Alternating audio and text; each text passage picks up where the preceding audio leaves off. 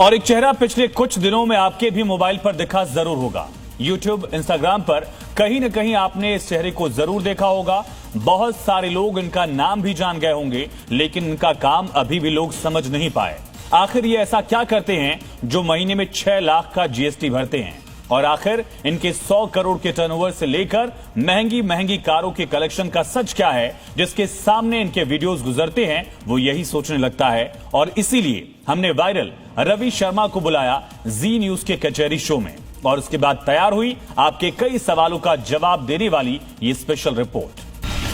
घड़ियां ही घड़ियां, कार ही कार, 100 करोड़ वाला सपना, चुटकी में चमत्कार, करोड़ों की संपत्ति, 6 लाख की जीएसटी। ये है इंटरनेट की नई सनसनी, नेटवर्क मार्केटिंग के हेवी मोटिवेशन देने वाले रवि शर्मा। क्या रवि शर्मा के वायरल दावों से आपका भी दिमाग हिल गया? क्या रवि शर्मा की लच्छेदार कहानियों से आप भी हैरान रह गए? क्या आपको भी लगने लगा कि करोड़पति बनना कितना आसान है? क्या आप भी सोचने लगे कि आखिर ये आदमी है कौन, कहां मिलेगा? तो अब और ज्यादा सोचने या कंफ्यूज होने की जरूरत नहीं है, क्योंकि रवि शर्मा के वायरल दावों का जवाब जानने के लिए और उसे वेरीफाई करने के लिए हमारी टीम ने सीधे रवि को जी न्यूज कचहरी के कटघरे में बिठा दिया। रवि शर्मा, राजस्थान जयपुर से मैं बिलोंग करता हूं सर। मेरा नाम रवि शर्मा है। जिसके बाद हमने एक एक करके रवि शर्मा से कई सवाल पूछे, जिसे लेकर लोगों के मन में दुविधा और संदेह की स्थिति। आज की कचहरी की कार्रवाई प्रारंभ। रवि शर्मा का ये वीडियो 1 साल पहले आरसीएम से जुड़े एक यूट्यूब चैनल पर अपलोड किया गया।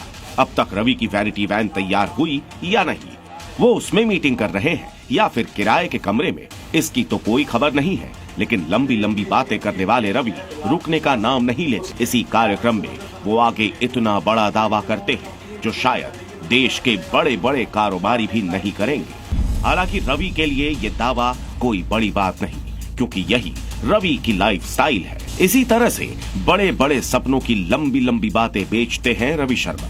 कोई भी ऐसा मंच नहीं जहां अपनी घड़ियों की कहानी नहीं सुनाते। लिमिटेड एडिशन वाली लाखों की घड़ियां खरीदने से पहले रवि शर्मा दूसरी बार नहीं सोचते।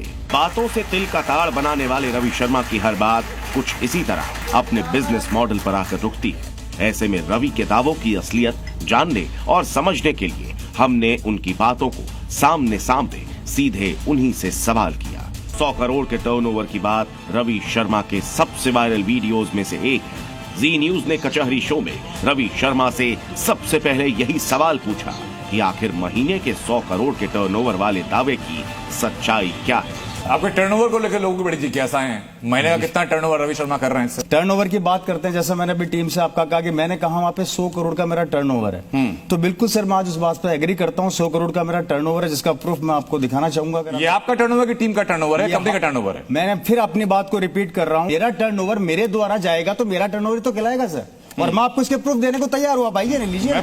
उनकी पूरी टीम और कंपनी की कमाई पर सफाई देकर रवि शर्मा ने 100 करोड़ के टर्नओवर पर प्रूफ देने का दावा किया। जी न्यूज कचहरी में रवि शर्मा से मार्केटिंग एक्सपर्ट के तौर पर मौजूद योगेंद्र कपूर ने इनके बिजनेस मॉडल पर भी सवाल किए।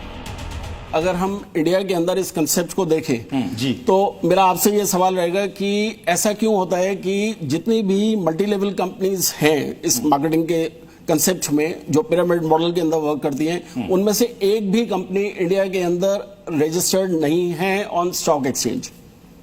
सर देखिए, डायरेक्ट सेलिंग कंपनी है, इसका जो आप बता रहे हैं ये इंडस्ट्री हमारी जो है, फर्स्ट ऑफ ऑल तो मल्टी लेवल डायरेक्ट सेलिंग का डिफरेंस मैं बता देता हूं। डायरेक्ट सेलिंग का मतलब होता है कि कंपनी के द्वारा कोई प्रोडक्ट बनाया और उसको एक कंज्यूमर तक पहुंचाया, उसके बीच का जो मुनाफा होता है, जो कुछ चुने हुए लोगों के पास जाता है, वो एक चैनल के थ्रू जाता है। डायरेक्ट सेलिंग कंसेप्ट उसको एक आम आदमी को उसकी फैसिलिटी देने का प्रयास करता है, और उसी के अंदर डायरेक्ट सेलिंग कंपनीज काम करती है। और जिस कंपनी में हम काम कर रहे हैं उसके कुछ एक्ट्स हैं, जो यहाँ पर हमारे एक साथी मित्र बैठे हैं, उसके बारे में आप उनसे जानकारी ले सकते हैं। उनके पास पूरे डॉक्यूमेंट्स, उसके प्रूफ हैं, वो भी आपको देंगे। इसके बारे में अगर आप पूछना चाहें तो मिस्टर सुरेंद्र वजी मौजूद है, राइट।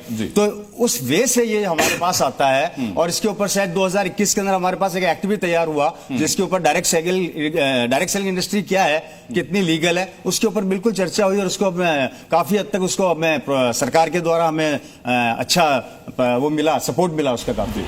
रवि शर्मा ने अपने जवाब में अपनी कंपनी को मल्टी लेवल मार्केटिंग से अलग बताने की कोशिश की और कानूनी तौर पर हर तरीके से सही होने का दावा किया। ऐसे में रवि शर्मा से सीधा सवाल ये था कि आखिर इतने लोग आपकी वीडियोस को देखकर प्रभावित हो रहे हैं, क्या आपके तरीके से लोग भ्रमित नहीं हो रहे?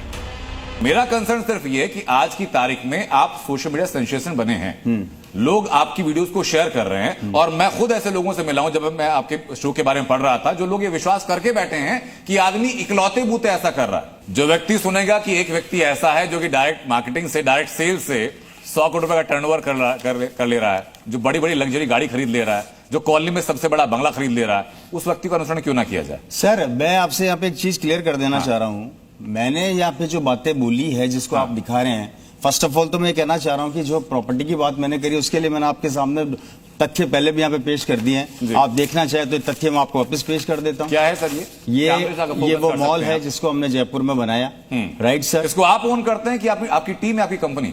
नहीं, इसको मैं ओन करता हूँ सर। ये आपकी निजी हाँ, है? ये मेरी लीगल। ये किसी टीम का वास्ता नहीं है इसमें? नहीं सर, फिर वही बात आप घूम फिर के कर रहे हैं। टीम से मीनिंग आप क्या कहना चाह रहे हैं? सर मैं अपने नाम पर प्रॉपर्टी रजिस्टर कर रहा हूं या अपनी टीम के बिहार पर प्रॉपर्टी रजिस्टर कर रहा हूं, दोनों में फर्क है ना? ये निजी संपत्ति है कि कंपनी की संपत्ति है? ये ऑन प्रॉपर्टी है सर, खुद निजी की संपत्ति है, बिल्कुल मदर प्राइवेट प्रॉपर्टी। हाँ ठीक। उसको ये है, और ये हमने प्रूफ के साथ मैंने आपके सामने रखा है, और ये मैंने आरसीएम वर्ल्ड इसमें खोला जो मैंने बोला, ये आप देख सकते हैं। रवि शर्मा के दावों की पड़ताल अधूरी है। ऐसे में अगर उनकी कुछ बातों को सही मान लिया जाए तब भी उनके बयानों का कोई और छोर नहीं है। जयपुर के मॉल की फोटो दिखाने वाले रवि का प्लान ऐसा है जिसे सुनकर किसी के भी होश उड़ जाएंगे। रवि शर्मा इस अंदाज में जितनी अपनी रईसी के किस्से सुनाते हैं, उसी तरह से उनके पिता की गुर्बत और मुश्किलों की कहानियों से भी लोगों को लुभाने की कोशिश करते हैं। मेरे फादर ने इस डायरेक्ट सेलिंग कंसेप्ट को सन 2000 में चालू किया था, और इस कंसेप्ट के साथ वो आगे बढ़े, और 2012-13 में उनका देहांत होने के बाद,